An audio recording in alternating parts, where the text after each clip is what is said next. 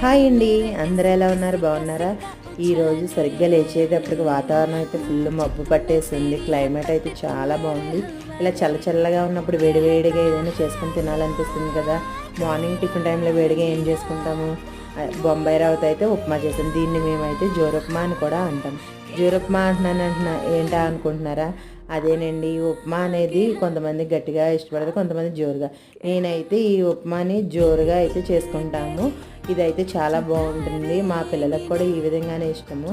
వేడివేడిగా ఉన్నప్పుడు తినేస్తేనే దీని రుచి అనేది బాగుంటుంది.